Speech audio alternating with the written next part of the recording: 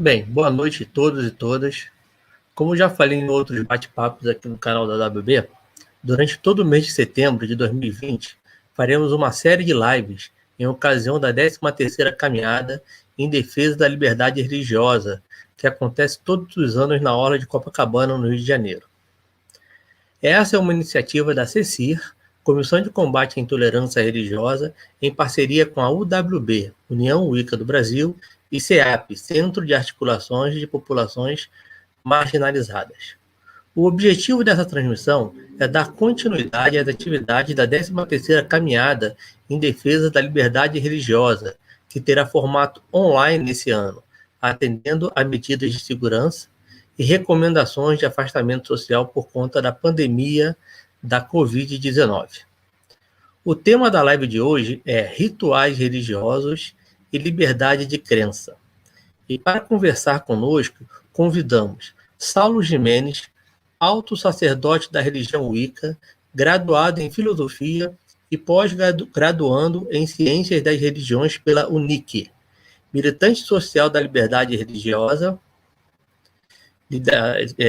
militante social da liberdade e diversidade religiosa, atua como coordenador geral do Fórum Diversidade Religiosa da Paraíba e é membro da Comissão de Direito e Liberdade Religiosa da OAB, também da Paraíba, além de delegado da OWB no estado.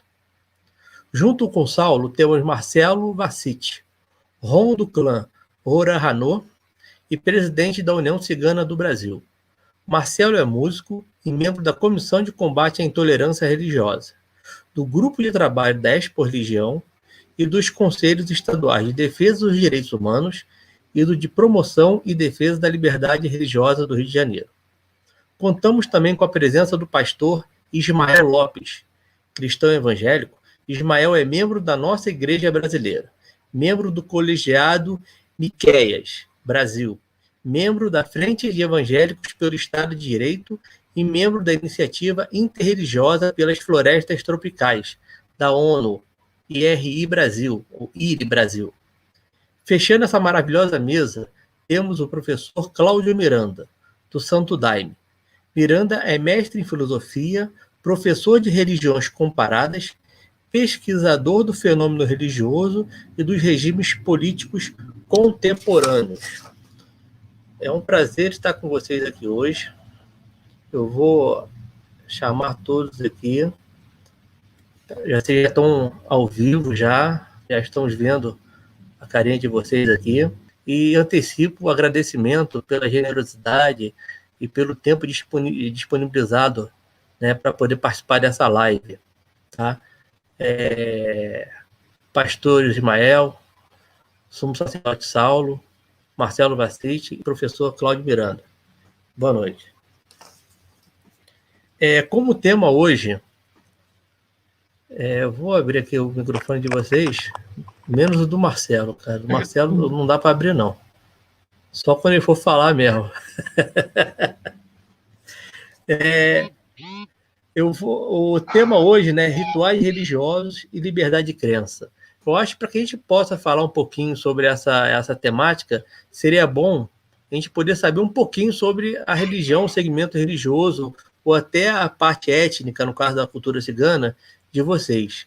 Então, gostaria de começar com o Cláudio Miranda, se ele pudesse falar um pouquinho sobre o Santo Daime, para a gente possa entender, para poder puxar o debate, seria ótimo. Cláudio.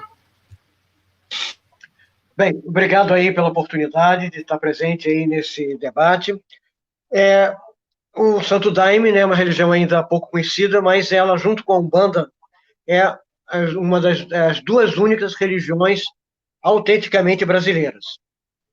Ela iniciou, né, nesse formato que ela tem atualmente, na década de 30, lá na região amazônica, e a sua principal característica é usar como sacramento dos seus rituais a planta sagrada ou de poder ou visionária chamada ayahuasca, né, na América Latina e aqui no Brasil com o nome de Santo Daime.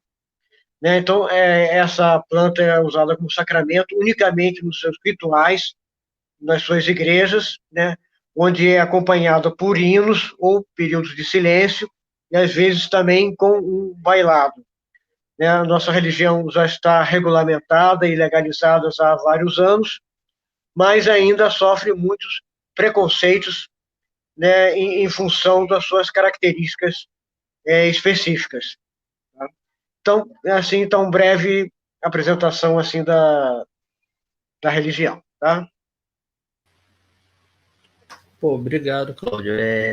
Realmente, né, o Santo Daime, como você bem disse, né, é uma religião tipicamente brasileira, como a Umbanda também, e ainda é tão desconhecida assim, entre os brasileiros, né? Eu gostaria que a gente conseguisse, através dessa live, desse bate-papo de hoje, né, de vislumbrar mais um pouquinho, né, esse horizonte aí do Santo Daime. Agora eu gostaria de falar um pouquinho com o Ismael.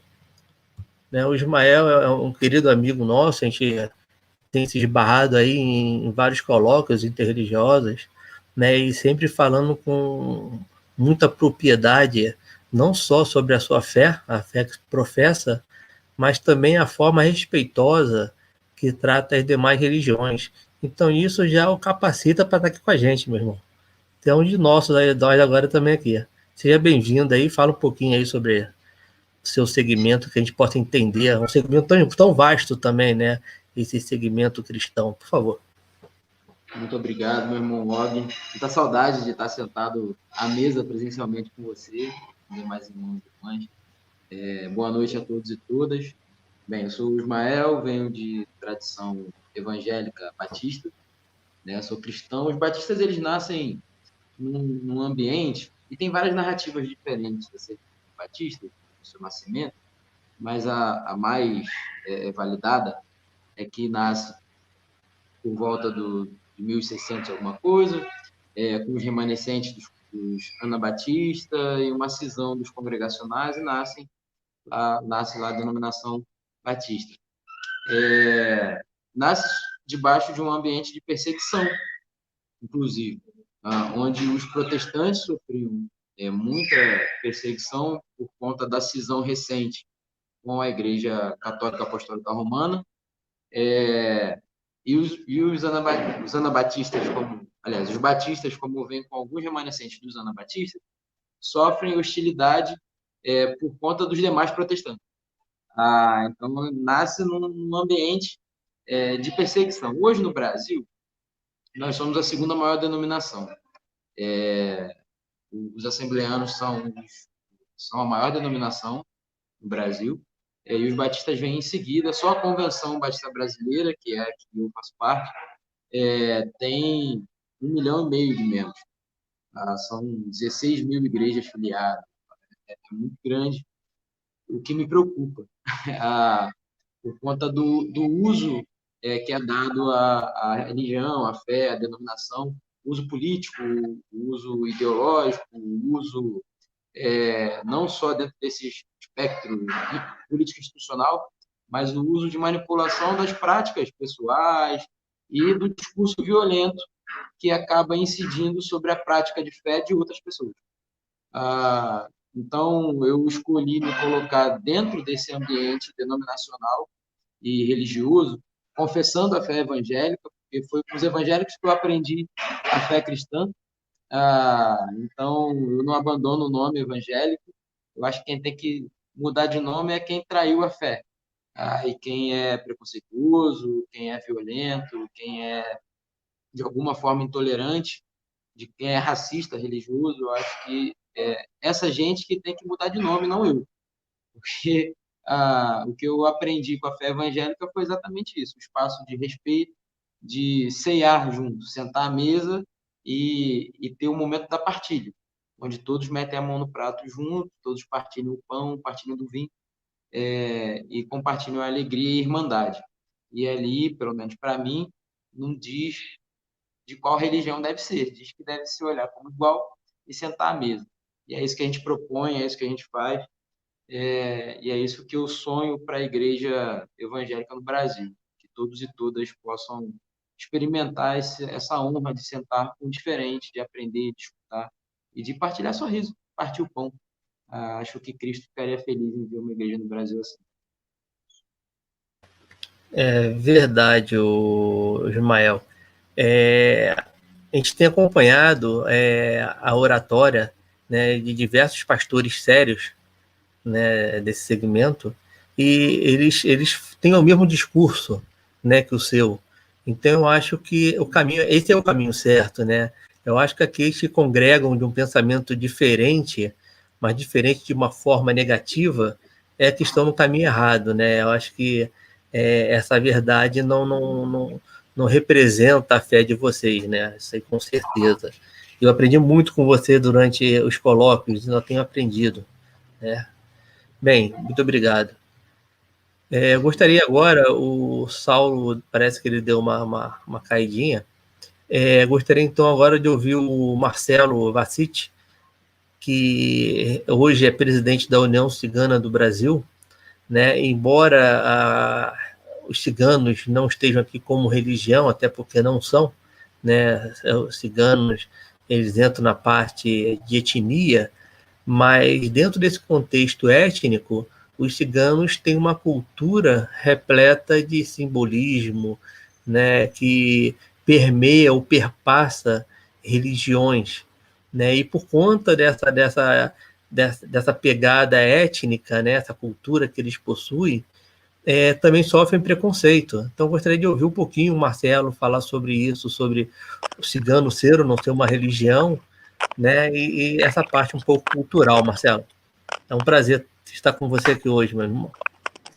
Obrigado a todos, obrigado ao Og pela oportunidade de estar aqui também, fazer essa live aí com vocês, explicar um pouquinho da nossa cultura, né?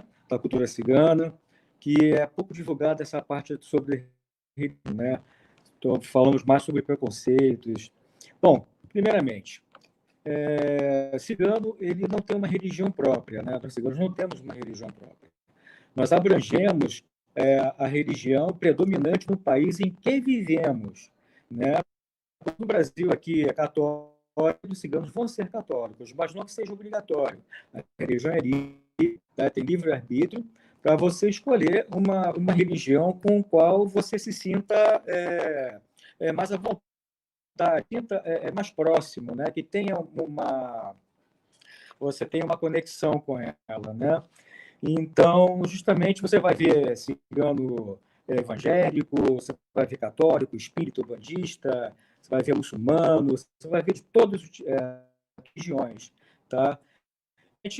A maioria que predomina no lugar em que ele vive, né?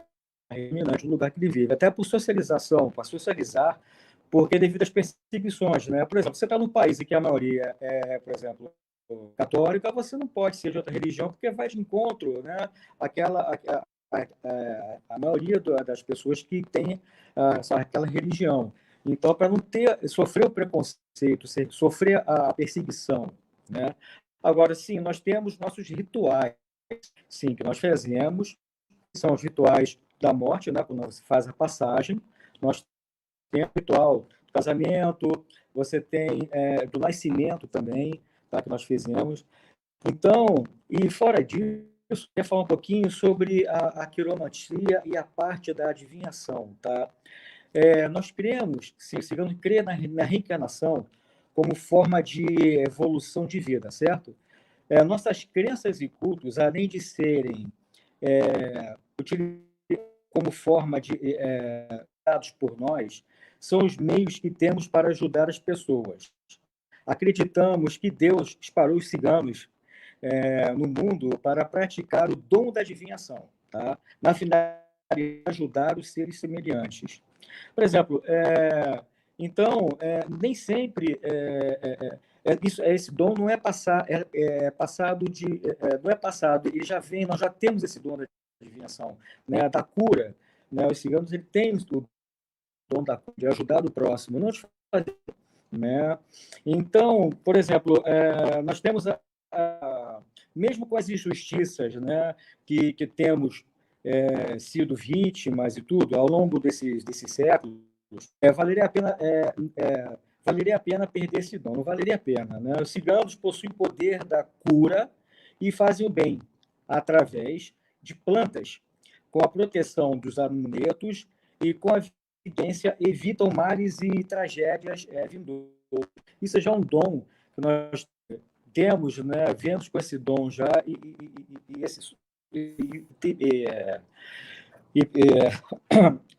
e fazemos o bem com esse dom, não prejudicando as pessoas. Então, justamente, nós fomos até, justamente com outras religiões também, perseguidos nessa perseguição como bruxos, né?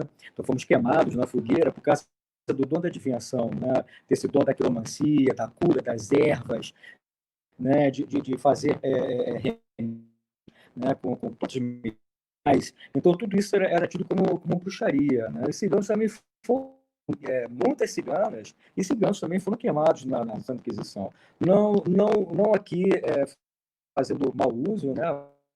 Mas foi uma época uma circunstância do que se passou e foi a realidade, né? Não criticando, né? Foi um momento de uma história que aconteceu. Mas é isso, gente. E agora, qualquer pergunta, eu gostaria que depois aí o Og deixasse mais. Eu acho que está esclarecido um pouquinho. Depois a gente pode falar um pouquinho né, da morte, do nascimento, quando nós fazemos quando uma criança cigana nasce, ou quando se morre também, danças eslavas, que nós fazemos também, nós temos a eslava, é o quê? Justamente uma festa como, por exemplo, você tem uma promessa, né? Poxa, eu sou católico, fiz uma promessa para um determinado santo, e eu consegui aquela graça. Então nós fazemos o quê? Nós prometemos a esse santo que todo dia dele, no dia dele, né? Por exemplo, dia 20, vamos agora em setembro, 27 de setembro, vamos lá, dia da criança, do São Paulo Caminhão. Então, nesse dia, nós fazemos um almoço em homenagem àquele santo. E temos um ritual, assim, que é o pão, o sal... Não, beleza, Marcelo. Oi? Mas não gasta toda a sua fala agora, não. Tem outras perguntas ainda, Marcelo. Então, tudo bem. Fica então, tranquilo. vamos deixar para a próxima agora, para me terminar isso aí. Ó. Vamos lá. Demorou. Eu falei que 5 minutos era pouco. Cortei. Bem, o Saulo caiu, mas já está de volta já, né, Saulo? A gente está nessa parte de poder falar um pouquinho sobre a nossa religião, né? Cada um poder falar um pouquinho sobre a nossa religião. Eu gostaria de ouvir um pouquinho você falar sobre a Wicca. Teria como abrir o áudio aí e falar com a gente? Tem sim, Opa, maravilha. Desculpa, mas infelizmente a minha internet ela não está bem das pernas. Eu tive que reiniciar o modem, por isso dá dificuldade. Mas sem problema. A gente pode começar dizendo que a Wicca em si ela é uma religião muito nova, né? Se a gente for datar ela entre o finalzinho dos anos 40 e o comecinho dos anos 50, quando ela realmente sai a público, né? Então a gente tem mais ou menos 80 anos de existência estruturada. Quem deu o pontapé inicial dessa estruturação foi o Dr. Gerald Brusso-Gärtner, que a gente chama carinhosamente de GBG, ou então de Witchfather, e ele é que reestrutura a Wicca no formato que ela tem hoje. Tá? A gente pode falar várias coisas acerca dessa religião chamada Wicca, né? Que ela é de cunho neopagão, que ela vai ter um corpo sacerdotal estruturado, ela vai ter dentro desse contexto, né, de ser uma religião, a oralidade é uma religião extremamente de tradição oral, ela vai estar dentro do contexto de tradição, dentro do que é tradicionalismo, dentro desse contexto, que é justamente de passar para o mais novo aquilo que o mais velho aprende através da tradição oral. Você, nisso, vai ter as questões de ter uma religião voltada aos mistérios. Dentro desse contexto de mistérios tem a iniciação, então ela é uma religião iniciática, né? E dentro do processo de iniciação, ela também tem as suas questões de juramento. Então, quando a gente fala sobre a estruturação da Wicca, o que é a Wicca, ela vai estar sempre voltada dentro dessa questão tradicional. É claro que hoje nós temos a EOG, a divisão entre uma Wicca mais tradicional e uma Wicca mais eclética, né, que tem uma questão totalmente diferenciada. Não deixa de ser Wicca por conta disso, embora alguns dos nossos companheiros vão torcer o nariz, né, verdade seja dita, mas em tese a Wicca ela está voltada dentro dessas questões. A estrutura que o Gerald Brusso-Gärtner escreve, né, a partir do finalzinho dos anos 40 e depois começa a trabalhar, né, mais institucionalmente, a partir dos anos 50, utilizando a mídia, você tem basicamente esse escopo de funcionalidade. É claro que, por ser uma religião neopagã, você vai encontrar, né, dentro das suas mais variantes formas, determinados cultos a deuses dentro do contexto neopagão ou pagão. Tá? Então, por exemplo, na Wicca tradicional, você vai ter um casal de deuses, né, porque a Wicca tradicional vai trabalhar a dualidade, enquanto em outros sistemas de Wicca você vai encontrar um sistema de panteão, ou então de deuses que vão sendo trazidos para o culto doméstico. Né? Às vezes o adepto ele tem um deus específico, ou uma deusa específica para ser cultuado, e traz para dentro do próprio culto. Então, eu acho que o cerne, né, para a gente também não falar depois dos mistérios, falar sobre ritualística, o que a gente pode falar é que a Wicca em si, ela vai também ser igualitária. No mesmo momento em que você tem sacerdotes, você também tem sacerdotisas. Todos os dois, ambos, com o mesmo papel igualitário dentro do contexto ritualístico, do contexto de estar com família, de estar dentro de um coven. Então, eu acho que, para sintetizar bem, né, o que é a Wicca e como ela é estruturada a partir do Dr. Gerald Brusso Gardner, basicamente, a gente pode falar que a Wicca tem esse escopo de funcionamento. Maravilha, Saulo. Bem resumido, né? Mais ou menos isso, né? Não adianta me puxar para a fala que eu estou mediando, então não vou falar, né? Hoje eu não vou falar sobre o Wicca, né? Hoje eu só sou mediador aqui, mas tu falou com bastante propriedade, né? É interessante essas questões. E você falou sobre a igualdade, né, entre os sexos. Nós tivemos uma live atrás, recente, que é o lugar da mulher nos diversos credos. E nós tivemos uma convidada, a sacerdotisa Ariadne Pinheiro, que estava representando a religião Wicca, e ela falou com propriedade também dessa temática. Bem, nós já... É importante, né, como essa live ela tem ela é um braço da caminhada, né, da comissão e da caminhada de combate à intolerância religiosa. A proposta da caminhada não é só um grito, né, não é só um movimento, mas também essa interação entre as religiões. E para haver essa interação, tem que caminhar juntos, mas também tem que conversar, né? Durante a caminhada, a gente faz muito isso. A gente anda de um lado para o outro, acaba esbarrando com um e com o outro, conversando, apresentando a sua religião e os seus seguidores, e conhecendo a religião e os seguidores dos outros, e vai ampliando, né, o nível de amizade, que é uma amizade apenas de nível de encontros, uma coisa mais próxima, né, mais íntima, onde vai cada vez conhecendo o próximo melhor, né? Isso é importante. É o que nós estamos fazendo aqui, né? Conhecer um pouquinho de cada um nos propicia isso, né? Agora que nós conhecemos um pouco, é muito pouco mesmo, né? Porque as religiões são enormes dentro de sua estruturação e história e tudo mais. O importante agora aqui para a nossa mesa é o seguinte: nós estamos falando rituais religiosos e liberdade de crença, tá? Antes de falar sobre rituais religiosos, a questão é a liberdade de crença, pela ótica de vocês, ela, de uma certa forma, ela tem dificultado as práticas, ou tem dificultado o crescimento, ou tem dificultado a presença das religiões de vocês em algum lugar, seja em espaços públicos, ou públicos assim, ao ar livre, ou seja em espaços públicos tipo hospitais, sistema prisional. Eu gostaria de saber até onde realmente essa liberdade de crença existe, né? Institucionalmente falando, na religião de vocês. Eu gostaria de começar com o professor Cláudio Miranda, por favor. Bem,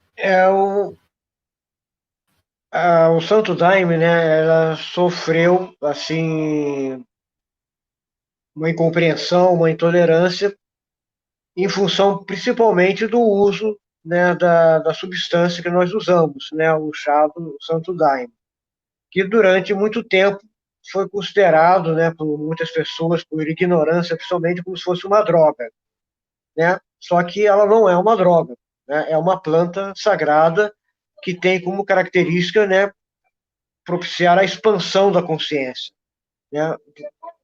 Usado da forma corretamente, com a intenção correta, ela permite às pessoas entrar em contato com o seu superior, entrar em comunhão com Deus, com a natureza, né? Então, isso já foi, em termos institucionais, essa incompreensão já foi superada, né? O próprio Estado brasileiro, há muitos anos atrás, mandou pesquisadores, né, na Amazônia estudar, né, a religião, o uso da planta, e chegou à conclusão que não é uma droga, que ela pode ser usada livremente de forma ritualística. Agora, isso aí não impediu de que exista ainda entre as pessoas comuns, né, preconceitos que se manifestam de várias maneiras, né? No caso, né, do Santo Daime, né, os rituais, né, eles são feitos em locais adequados, né, chamados pontos ou igrejas, né, ou centros, né? Agora, a nossa religião, ela utiliza, né, música, hinos acompanhados de música com instrumentos diversos.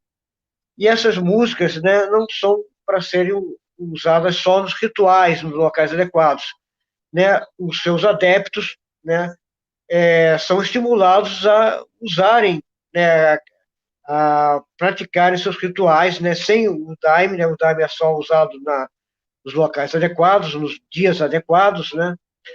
Mas são estimulados a ensaiarem os hinos, né, para poderem ser apresentados de uma forma mais adequada nos rituais, como também para o seu prazer pessoal, né? As pessoas geralmente são todas gostam de cantar os seus hinos, né?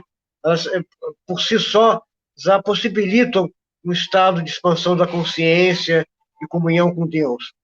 Então isso aí nas suas próprias casas, né? Há o costume de se cantar os hinos ou de fazer pequenos rituais domésticos. Agora, isso aí, às vezes, costuma esbarrar com a incompreensão das pessoas próximas.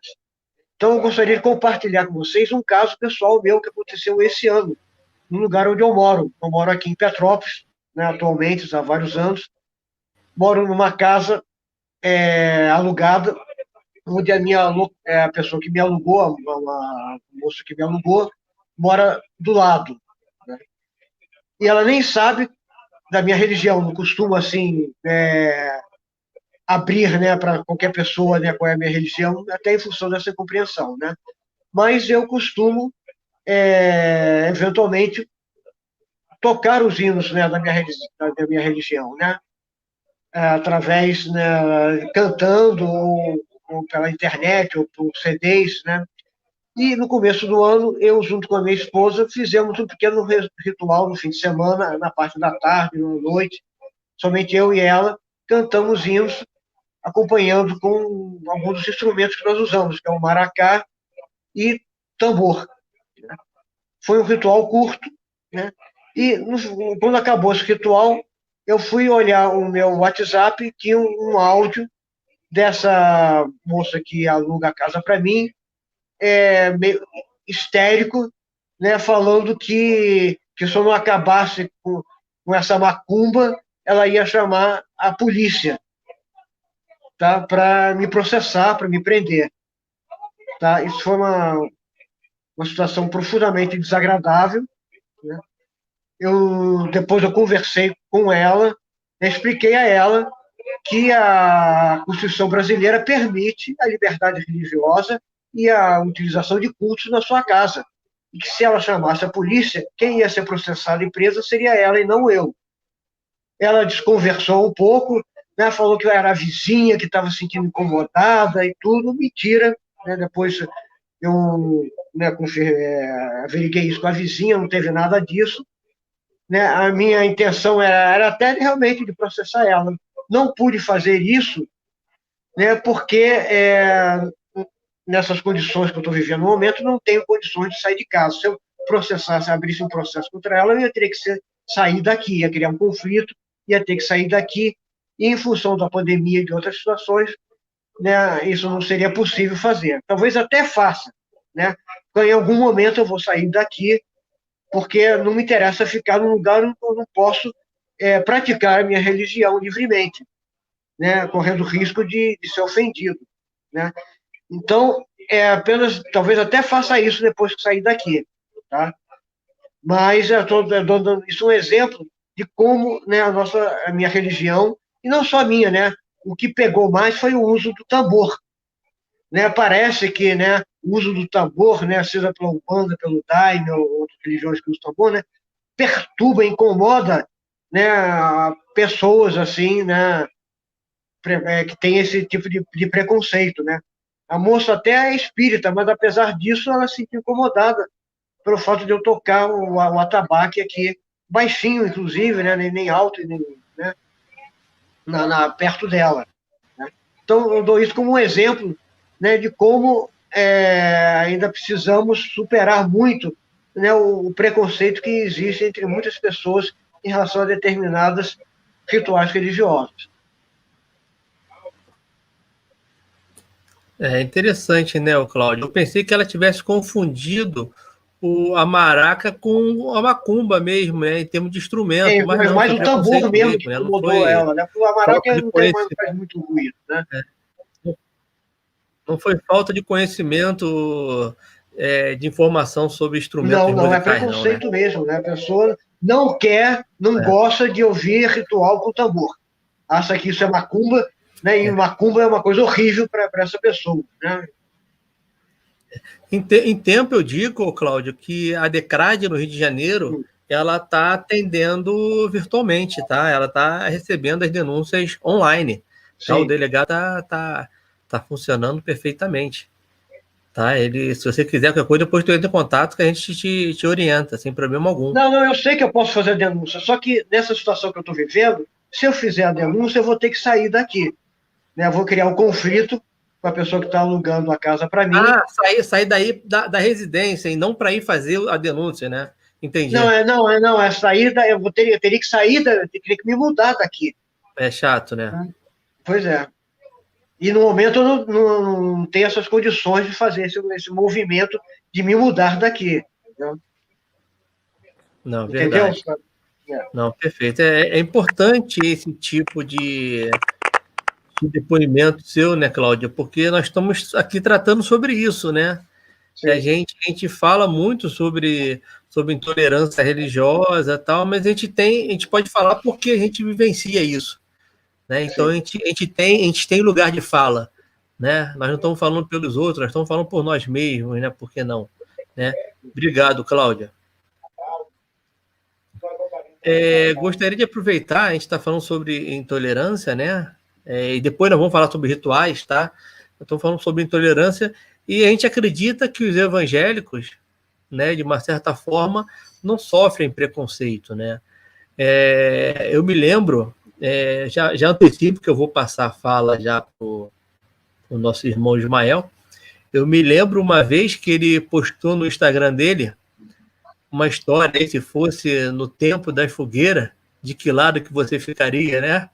E causou um tremendo alvoroço no seu Instagram, né? Impressionante, né? E eu me sinto muito honrado em saber que você estaria ali com a gente. Né?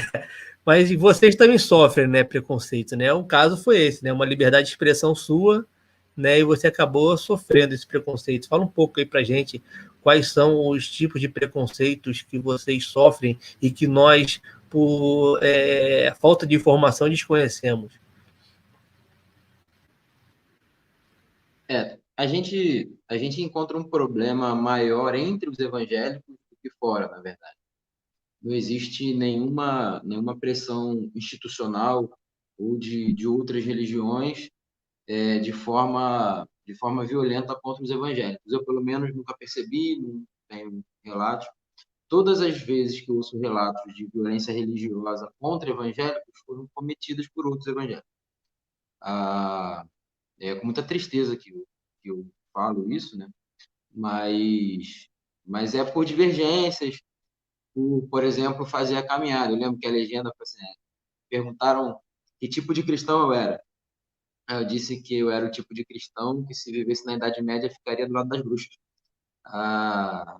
Porque eu entendo que esse é o lugar de todo aquele e aquela que segue a Jesus Cristo, do lado dos que estão sofrendo a violência, do lado daqueles que estão sofrendo a injustiça, e como aqueles que promovem a justiça. Então, existem muitos religiosos, infelizmente, que estão em nome da injustiça, e eles não estão preocupados qual é a confissão religiosa. É diferente deles, eles querem atropelar e passar por cima.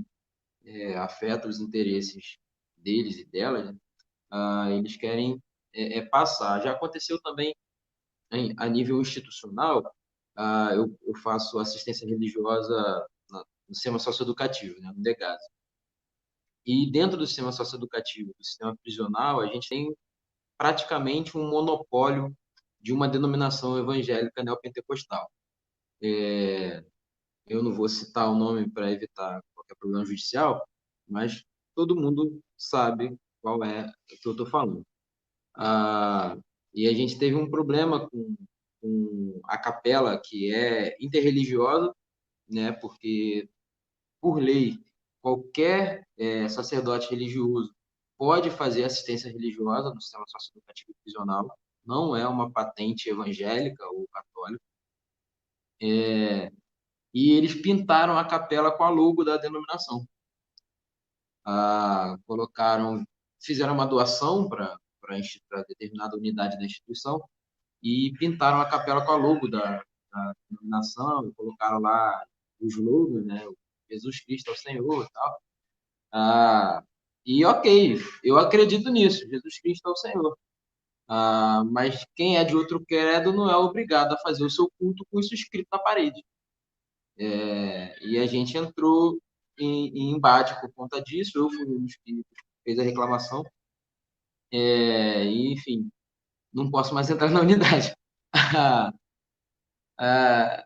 Mas é assim, os problemas, os entraves que a gente tem de intolerância, geralmente, e pelo menos comigo, sim, 100% dos casos são com outros evangélicos que fazem parte do grupo hegemônico, do grupo que está associado aos poderes institucionais e políticos.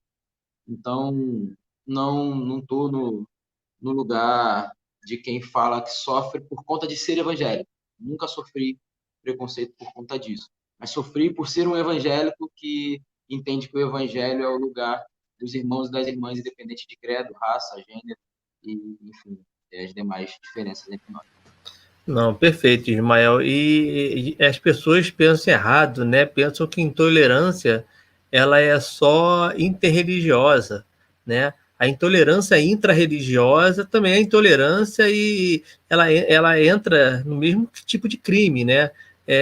Nós do segmento wicano, né, da religião Wicca, o Saulo pode tão bem falar agora, né? Vou pedir para ele falar. Nós também sofremos, né, muito preconceito intrarreligioso, talvez até mais do que interreligioso, né? E o Saulo, ele é um grande parceiro da UWB e ele tem feito um trabalho, né? Falo aqui agora publicamente, agora é o meu lugar de fala, então eu falo, né, publicamente aqui do trabalho exemplar que ele tem feito junto ao Fórum de Diversidade Religiosa da Paraíba, né, que não tem sido fácil. A gente tem acompanhado a luta, o trabalho para manter o fórum e manter a união, manter uma palavra única, né, um pensamento, um discurso único de todas as lideranças de segmentos diferentes.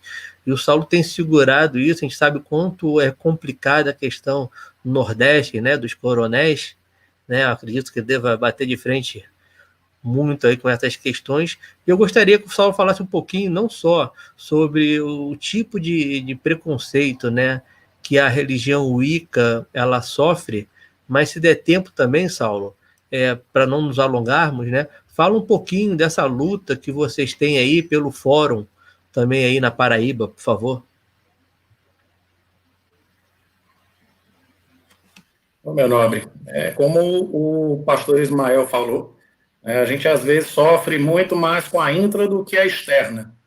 Infelizmente, as pessoas elas se preocupam muito hoje em dia não com a fé, mas sim com o ganho que elas têm pessoal. e elas acabam utilizando o argumento da fé para perseguir as outras pessoas, né? Infelizmente, esse tipo de intolerância, ele não existe só na Wicca, só nas igrejas protestantes, pentecostais, neopentecostais. A gente tem acompanhado ao longo desses 7 anos, né, à frente do fórum, e outras expressões religiosas, elas também têm esse tipo de problema. Mas, geralmente, ele está sempre vinculado a ego, né? Ele não está vinculado à fé, ao tabu, ao dogma religioso. Ele está simplesmente sempre atrelado ao ego. Quando você vê que determinada figura, X ou Y, ela persegue alguém do seu próprio cunho religioso, é porque ela quer suplantar o trabalho daquela e simplesmente aparecer como alguém que é o Messias, ou é alguém que vai trazer uma nova, e geralmente é atrelado à deturpação do próprio sagrado, né? Eu costumo falar isso, né, que um bom iniciado, ele sabe o papel que tem. É isso dentro do nosso espectro religioso. O iniciado, ele não tem que estar, né, preocupado com coisas que não são aquilo que o iniciado tem que se preocupar.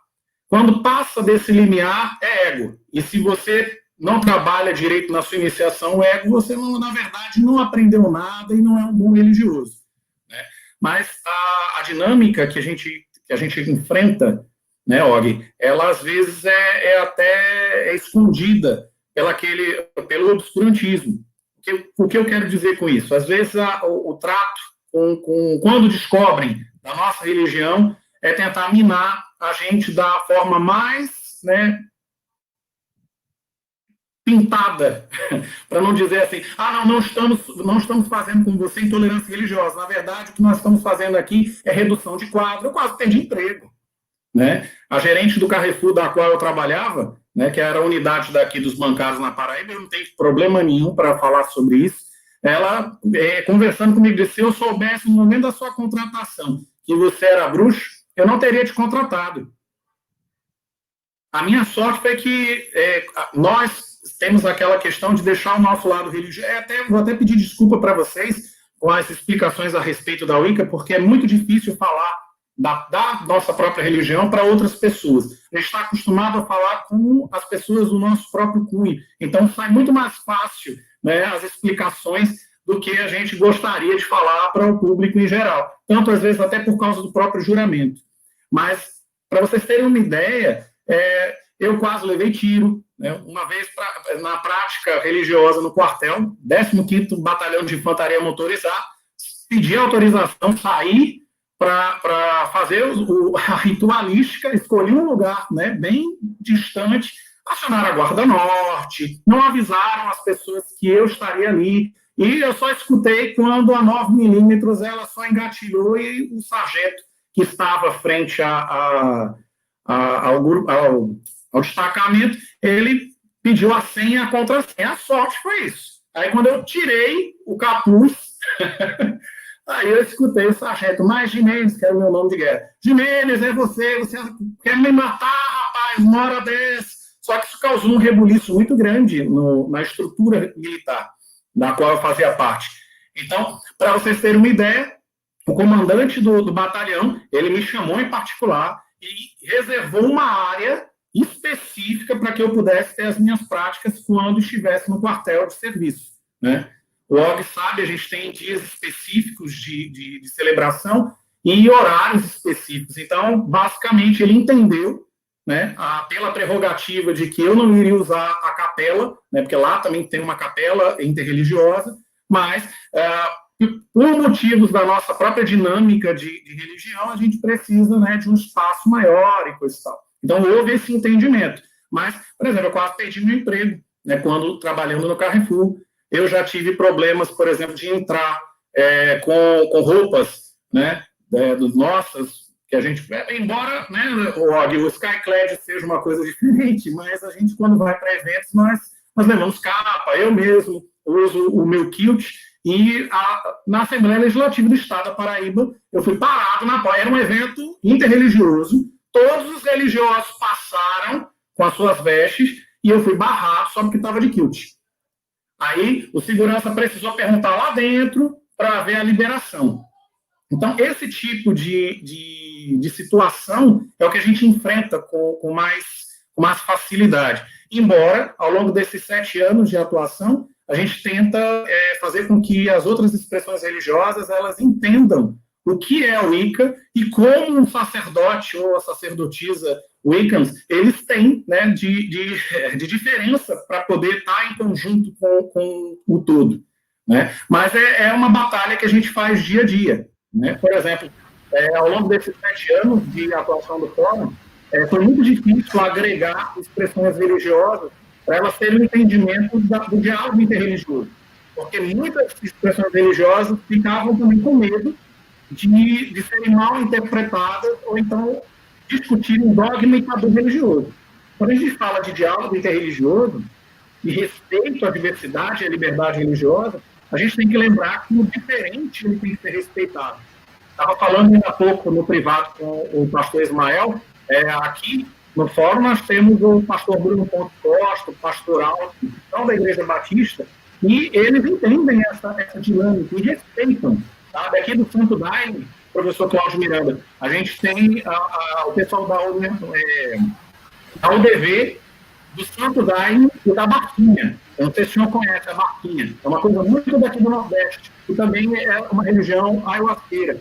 E, assim, eles sofrem muito também com a dinâmica das pessoas não entenderem o que é a ayahuasca, não entenderem o que é o Daime, e, basicamente, as pessoas falam, vão lá para se drogar, vão lá para isso. E a gente trabalha, ao longo desses 7 anos, a desmistificação. O pessoal lá do acampamento de Souza, né, a gente tem acompanhado os Calon lá em Souza, e a gente sabe a realidade que está se apresentando. Porque até então porque Souza é uma cidade que é de 8 horas de viagem daqui da capital, João Pessoa, onde eu resido. E fica muito distante para a gente poder estar ajudando a comunidade Calon. Mas quando eu fui lá, assim, o Estado... Pronto, violência que a gente sofre hoje, todos nós, é do Estado. Políticos, eles se utilizam do arcabouço de levantar uma bandeira de liberdade religiosa, mas no fundo, eles querem uma bandeira filosófica político-partidária. Eles não querem resolver o problema, eles vão perseguir você se você começar a cobrar o papel deles dentro da própria instituição. Né? A gente tem também visto a perseguição de instituições de ensino, né, que elas querem se arcabouçar como tendo o direito de saber aquilo que me é de fé. Eles querem saber mais do que eu, ou mais do que os meus antigos, sobre a minha fé. E eles praticam esse tipo de intolerância velada, dentro desse coronelismo que a gente sabe que as universidades federais e as outras instituições de ensino têm, sabe? É basicamente esse tipo de preconceito que a gente tem aqui enfrentado. Mas a gente também tem ganhos, né? Por exemplo, o pastor Ismael falou a respeito de uma unidade, né, para poder entrar e falar.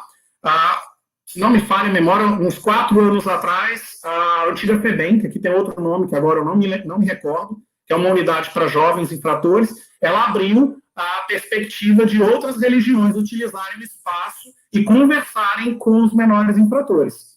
Então, isso é um ganho que a gente tem por conta do diálogo. O que a gente tem por perspectiva ao longo desses 7 anos é que se nós ficarmos sempre à sombra e não levarmos as demandas das expressões religiosas, nós não vamos ser escutados. Por exemplo, há 10 anos atrás, ninguém sabia o que era o Wicca. Aqui no estado da Paraíba, né, o povo a qual eu pertenço, ele é uma unidade viva e que é reconhecida pelo Estado.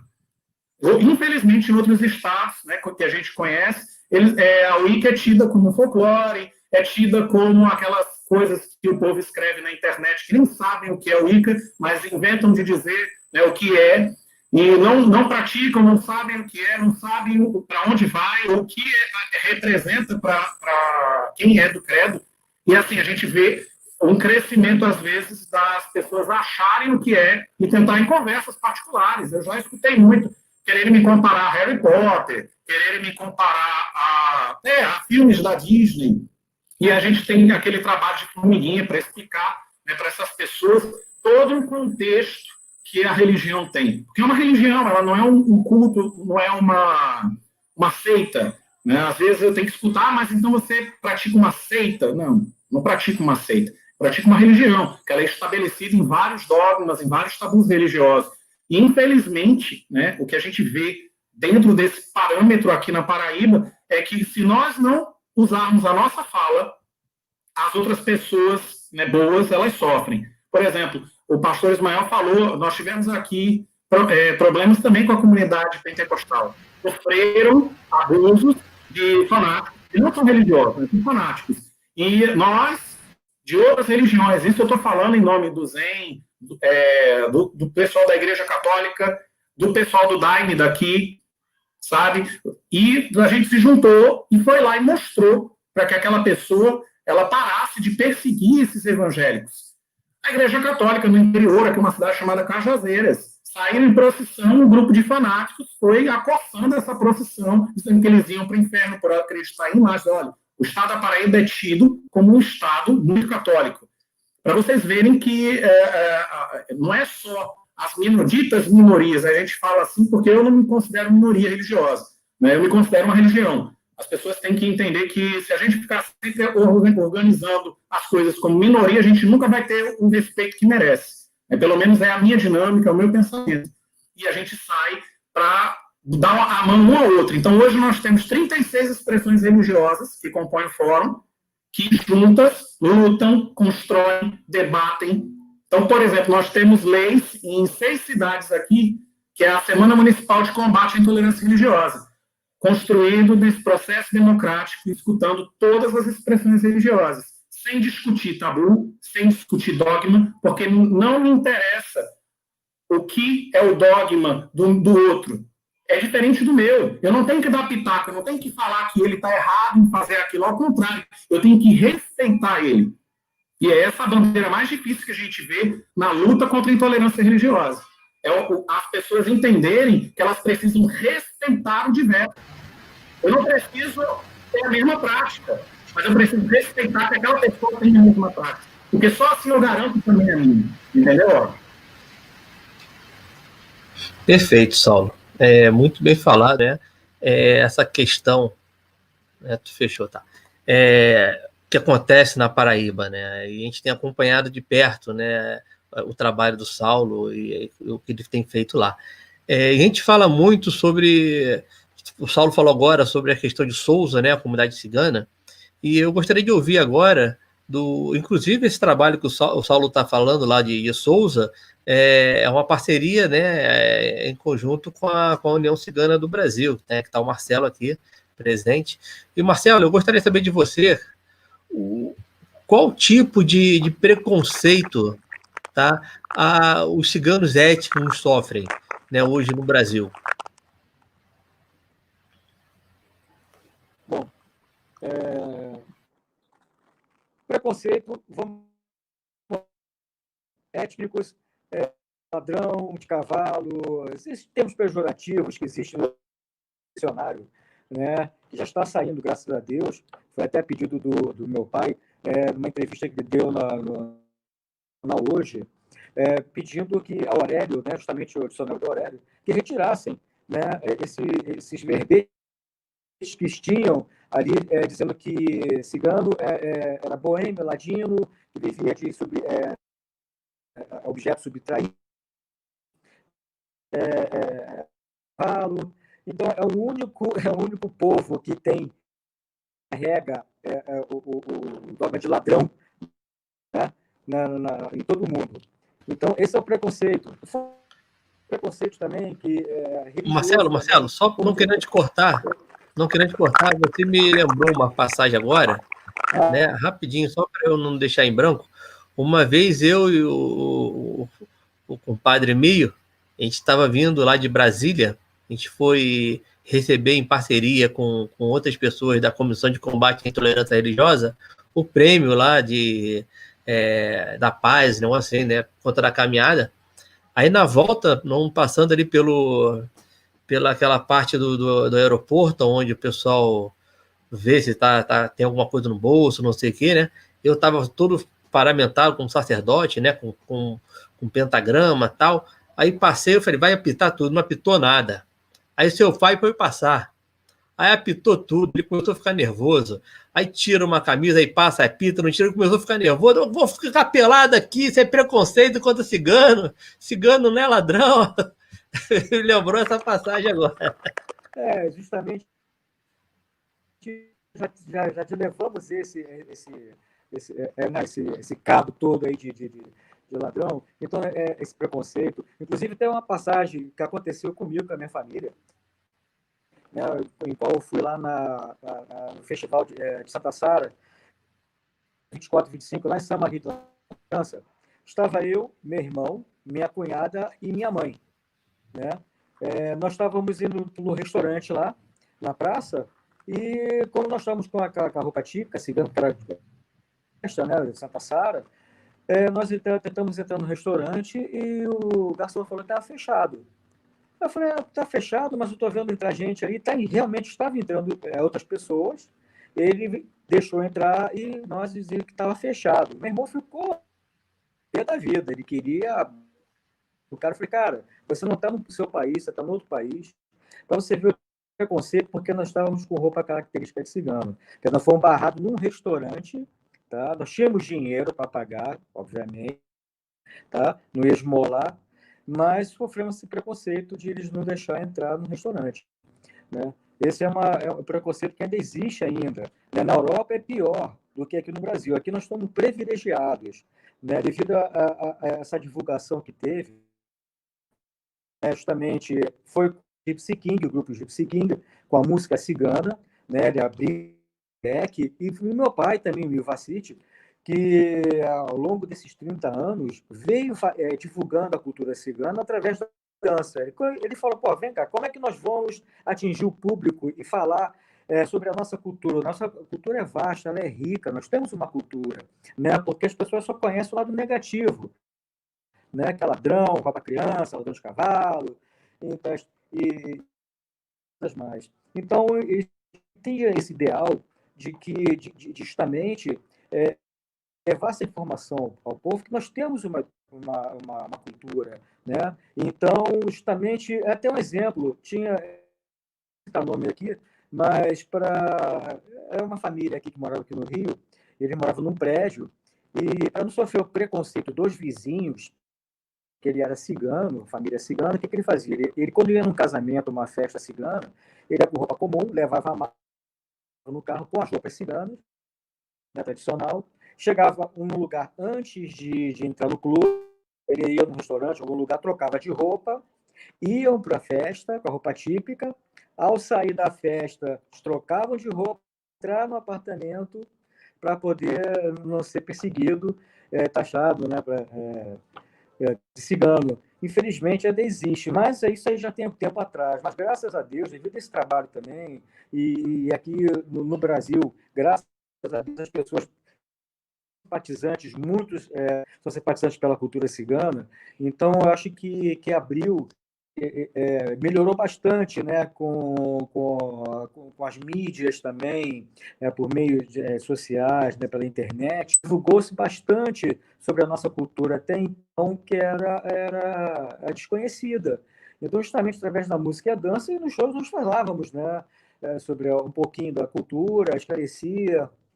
Então, isso ajudou bastante. E, graças a Deus, você está vendo hoje aí várias pessoas querendo se para a cultura cigana, várias de outras instituições também, abrindo aqui. Então, foi um trabalho assim pequenininho, mas estamos indo. Né? E agora, o preconceito é religioso também. Agora eu vou explicar para vocês também. As pessoas acham que cigano tem uma religião e que a religião geralmente é na Umbanda, né? Que você tem aí a pombagira cigana, você tem o Pablo cigano, não. Isso aí parte espiritual, não que nós somos uma religião. Né? Então, muitas pessoas acham que cigano faz parte do demônio, faz cigarro para a cruz, quando fala que é cigano. Assim, as pessoas de outras religiões, não vou querer falar qual, mas assim, infelizmente, a má informação. Mas, graças a Deus, com a internet aí abrindo aí, as pessoas estão entendendo, né, que cigano é uma raça, que cigano é uma... Né, e que, infelizmente, sofremos o preconceito e não tivemos a oportunidade pela sociedade abrir para os ciganos, né, de mostrar sua cultura e dar trabalho. Marginalizou na Europa, ciganos, muitos foram marginalizados, Eu fiquei triste de ver ciganos refugiados da Romênia, lá na França, com família inteira, com crianças pedindo, sabe, esmola, e a gente não poder ajudar, e o governo lá da França não está dando a social nada de ajuda para os ciganos. Né? Lá, o preconceito é muito pior, principalmente em Espanha, em Portugal, são os que mais sofrem preconceitos, né? Infelizmente. Mas é um passo de formiguinha, né? Já estamos na mídia, né? Já se fala mais sobre ciganos, e espero que o povo se una mais, né? Os ciganos mesmo se unam, o recado para todos os ciganos, que tenha união, né? Que possamos também mostrar o bom que até as pessoas não conhecem, né? Que é o cigano, né? Cultura rica, variada, né? Com cultura, com a língua cigana, que não se fala não se fala dialeto cigano. Temos sim um dialeto, mas a língua cigana. Então, tudo isso eu gostaria de falar com uma outra oportunidade. Claro que estou fugindo um pouco da temática aqui, do tema do assunto, né? Que é sobre rituais e religião. Então, nós estamos falando aqui sobre... depois, não sei se vai ter a oportunidade, ó, de falar que no começo que eu estava falando sobre os nossos ritos que nós temos, né? Que justamente que é da Slava. Não sei se você vai ter a oportunidade de falar agora, ou você vai é o que nós vamos abordar. A próxima pergunta é sobre rituais. Deixar bem claro que cigano não é religião, né? Desde o começo, nós somos livres, né? Para escolher a religião que mais se nós temos afinidade, né? Então, cigano não. Não, beleza, Marcelo. E é importante que as pessoas percebam, né, que a União Cigana do Brasil, né, continua com suas atividades, né? Hoje o Marcelo está como presidente da União Cigana, né, fazendo essa transição tão difícil por conta, né, do presidente anterior, que não é insubstituível, né, Marcelo? Isso aí não tem como negar, mas existe todo um legado da União Cigana que o Marcelo está tocando aí, é importante, né, que as pessoas saibam. Dando prosseguimento, né, para a gente poder encerrar esse bate-papo, né, vamos falar um pouco, hein, Marcelo? Como chegar a sua vez, hein? É um pouco só, né? Vamos falar um pouco sobre rituais, tá? Não precisa, né, um pouquinho só, com parcimônia. Depois a gente faz um episódio 2, mas por enquanto a gente precisa ter parcimônia. Vamos falar um pouco sobre rituais, né, dentro do segmento religioso de cada um, e até que ponto o Estado, né, ele pode atrapalhar. Quando eu falo Estado enquanto instituição, né, pode atrapalhar em certas práticas religiosas de vocês. Por mais que nós saibamos que as nossas práticas religiosas elas são de fórum íntimo e privado, né, tem muitos segmentos que querem colocar isso aí para fora e enfiar a goela abaixo dos outros, né, as práticas religiosas, né? Nós vamos em festas de aniversário, daqui a pouco tu está sendo obrigado a fazer oração, né? E por aí vai, né? Deixa de ser uma coisa de fórum íntimo e privado para ser uma coisa coletiva e impositiva, né? Mas eu gostaria de saber o seguinte: até que ponto os rituais religiosos eles podem interferir nessa visão preconceituosa daqueles que não conhecem a religião, ou até mesmo daqueles que conhecem, porque essa forma impositiva de um rito incomoda, mesmo a quem não é preconceituoso, né? Eu gostaria de começar agora com o nosso amigo Ismael, que está aí tentando jantar, mas a gente não está deixando.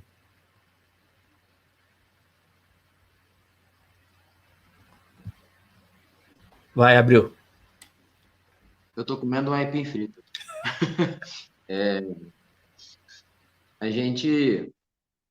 Os evangélicos eles têm uma ideia muito equivocada acerca de ritualística, de ritual. O termo mesmo, tudo que trata de ritual, usando esse termo, o crente meio que atribui a outras religiões, as religiões pagãs, como se no cristianismo não houvessem rituais. Existem montes. A gente chama de sacramento, de ordenança, de liturgia, quando, na verdade, é a mesma coisa que ritual. A Santa Ceia, o batismo, em, em algumas religiões, como a religião católica, cristã, o casamento é um sacramento, é um dos sacramentos da igreja. Então, a gente tem na nossa fé, na nossa tradição, uma série de rituais. Qual é o problema mais grave? Os nossos rituais caíram no que é popular, no que é comum e no que é tido como certo, como moral, como normal. Então, se o ritual é cristão, não é nem denominado ritual, porque é normal, é normalizado. E quando uma criança participa de um ritual do culto afro, sua mãe perde sua guarda. Por quê? Porque eu, quando nasci, fui apresentado na igreja. Eu sou de tradição, minha família é de tradição pentecostal, nas Assembleias de Deus. Então, quando a criança nasce, é comum que você leve a criança na igreja e o pastor ore a criança apresentando ela a Deus. E aconteceu isso comigo. Por que em momento nenhum os meus pais tiveram qualquer que fosse a ameaça por conta de eu ter participado de um ritual religioso, sendo uma criança? Ou de um bebê católico ser batizado ao nascer e participa lá, e todo mundo filma, tira foto, posta, tá? E a justiça não se incomoda com isso. Qual é o problema de uma criança participar de um outro ritual religioso que seja? Aí a gente tem questões de racismo religioso, de intolerância e dessa coisa da normalização do cristianismo. Nós somos o normal. O normal é ser cristão. E quem disse que existe um normal nesse sentido? Uma vez que a liberdade de culto é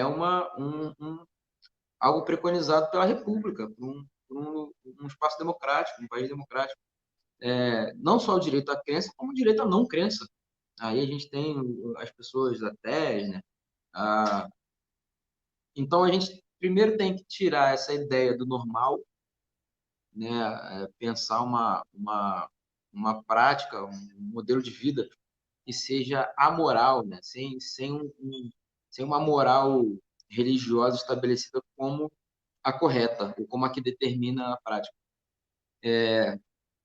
Mas a gente é cheio de ritual, a gente faz oração, os pentecostais são cheios de rituais, faz campanha das 7 semanas do não sei o quê, a culto temático do não sei o que lá, e faz jejum, e ora de joelho. Isso é ritual, gente. E os neopentecostais ainda mais, muito esoterismo, um monte de símbolo, um monte de coisa, a rosa do não sei o que lá, e o palito do não sei o que lá, e o cajado do mais não sei o que.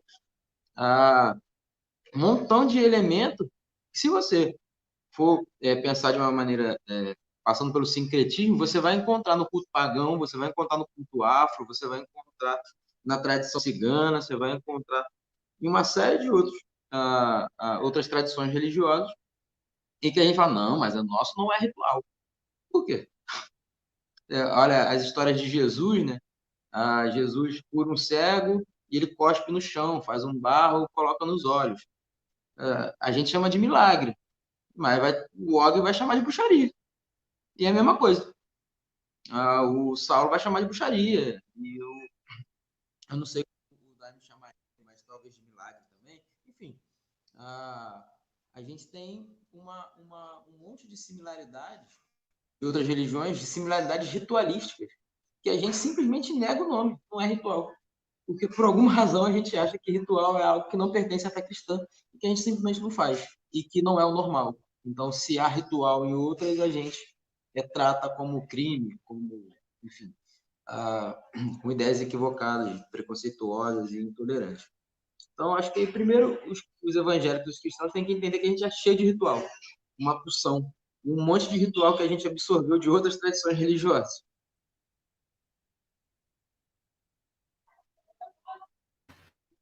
Perfeito, Ismael. Poderia até uma máxima não, né? Mas uma coisa que nós falamos até mesmo sobre o significado de magia, né? O que vem a ser magia, né? É a arte de moldar a realidade de acordo com a nossa vontade, né? A partir do momento que você para, ora, pensa e quer que algo aconteça, você está querendo moldar essa realidade, né?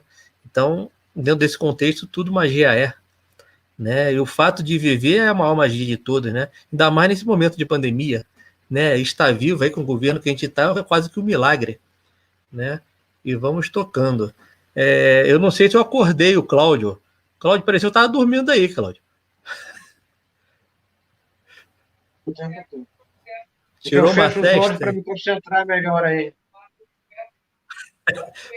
Foi na fala do Saulo, eu acho. Na fala do Saulo, o Cláudio cochilou. Não sei porquê, Saulo. Ô, Cláudio, fala um pouquinho pra gente. Eu não sei se conseguiu pegar aí.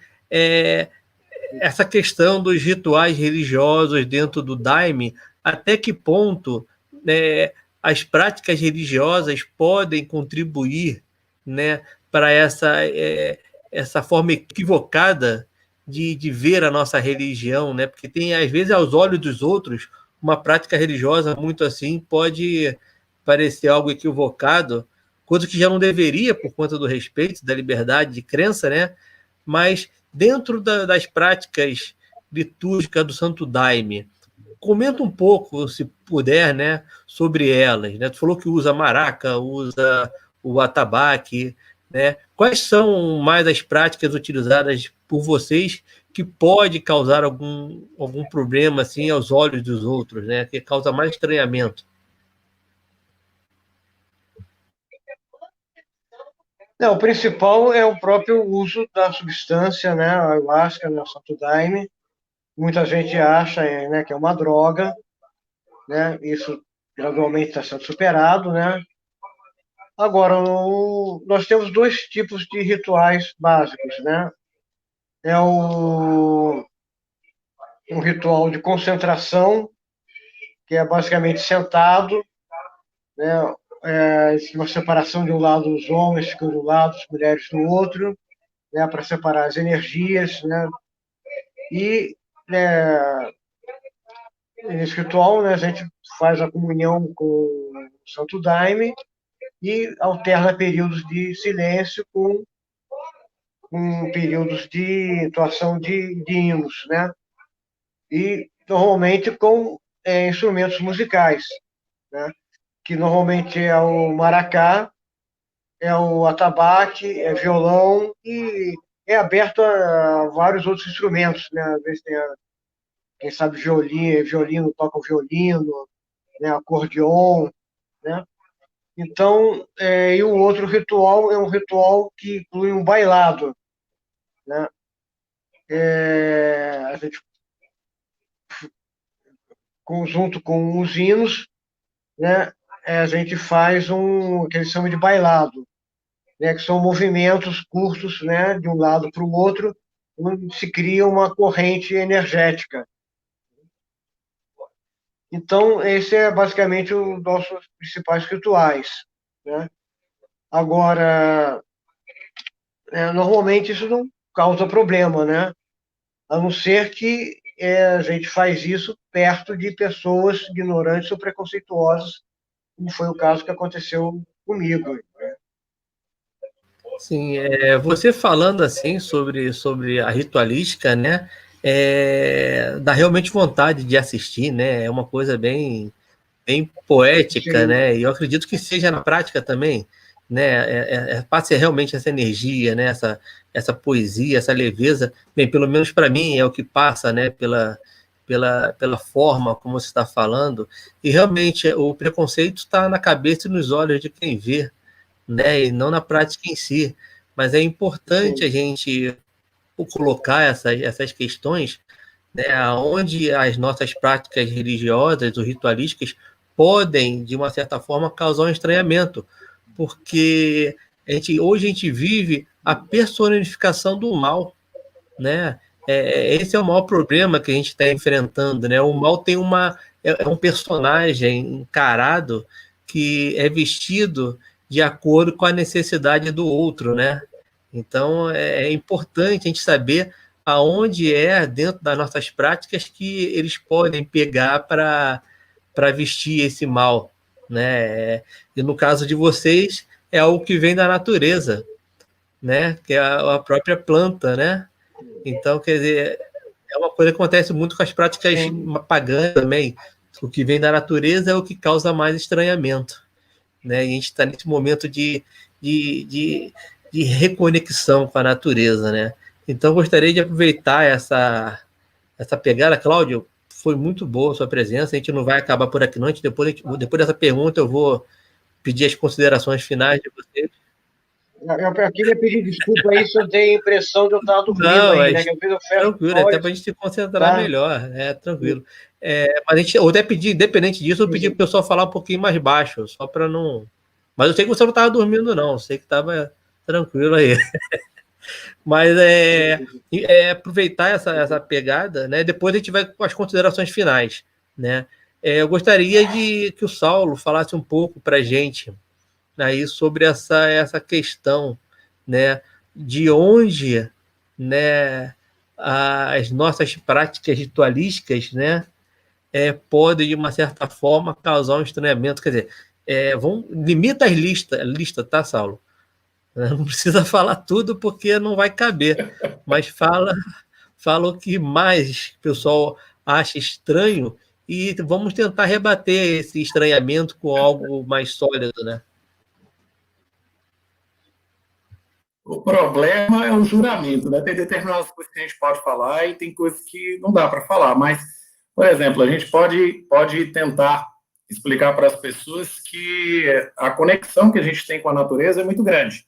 Então, basicamente, né, hoje, você tem uma certa liberdade para alguns grupos de estarem em locais públicos em que a natureza ela esteja, né, presente para que haja ritualística.